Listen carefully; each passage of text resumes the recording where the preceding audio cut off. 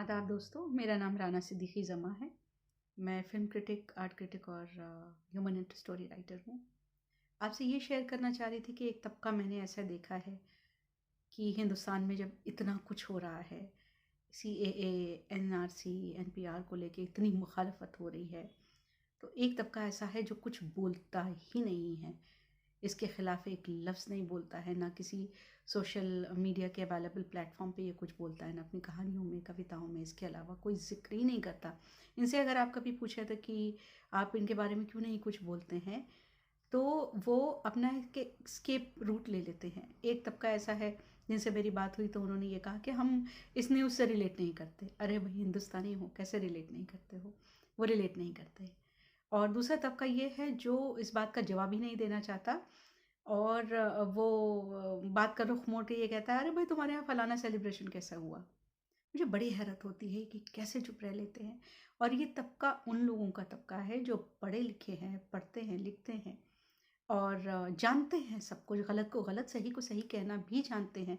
जब उनके साथ कुछ गलत होता है वो उठ खड़े होते हैं और ये भी उम्मीद करते हैं कि उनके अपने दोस्त, घर वाले, दोस्त अहबाब सब उनका साथ दें, और वो साथ लेते भी हैं। लेकिन जब पूरे देश पर इतनी मुसीबत आई हुई है तो ना वो कुछ बोल रहे हैं, ना अपनी कोई राय ज़ाहिर कर रहे हैं, और वो जान रहे हैं कि कहाँ गलत हो रहा है और कहाँ सही हो रहा है। तो मुझे ऐसे लोगों पर बहुत हैरत होती है। आपको एक बड़ा मशहूर मार्टिन लूथर किंग का एक किंग जूनियर का एक कोट है कि in the end you will not remember the words of your enemies but the silence of our friends. तो ये साइलेंस ऑफ आवर फ्रेंड्स जो है वो मुझे काफ़ी खली ऑफ लेट, और मैंने इस पर एक छोटी सी कविता लिखी है। मैं कोई पोइट नहीं हूँ, नगमा निगार नहीं हूँ, लेकिन ये एक मेरी ईमानदार कोशिश है और उम्मीद करती हूँ कि आप लोग इसको पूरा सुनेंगे। छोटी सी कविता है, ज़्यादा बड़ी नहीं है, और कमेंट बॉक्स में अपने कमेंट्स भी लिखेंगे, ईमानदाराना कमेंट्स लिखेंगे। इसका टाइटल है, तुम चुप कैसे रह लेते हो। ये उन्हीं लोगों के लिए है जो कुछ भी हो जाए चुप ही हैं, और मुझे ये पूरी उम्मीद है उनसे कि वो आगे भी हमेशा चुप ही रहेंगे, कभी कुछ नहीं बोलेंगे। चुप कैसे रह लेते हो, तुम चुप कैसे रह लेते हो, लब कैसे सी लेते हो, जब त्राही त्राही मचती है तुम कान बंद कर लेते हो, जब वो लड़की चिल्लाती है पुलिस लठ बरसाती है तुम चैनल क्यों बदल देते हो, क्या यूं तुम चुप रह लेते हो, तुम चुप कैसे रह लेते हो, तुम चुप कैसे रह लेते हो।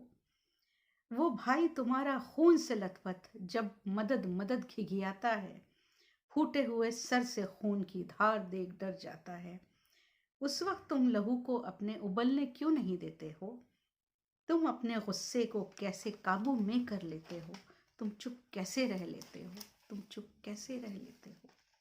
जब सारे विद्वान विदुषी एक मत हो जाते हैं, सारा डेटा लाकर तुमको असली सच दिखलाते हैं, तब तुम क्यों कर दूसरी ओर रुख कर लेते हो।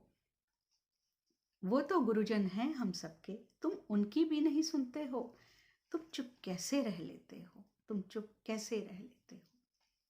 अपना सब कुछ दांव लगाकर जब सब साथ हो जाते हैं, जब वरुण, अनुराग, जीशान और स्वराज तुमको आवाज लगाते हैं।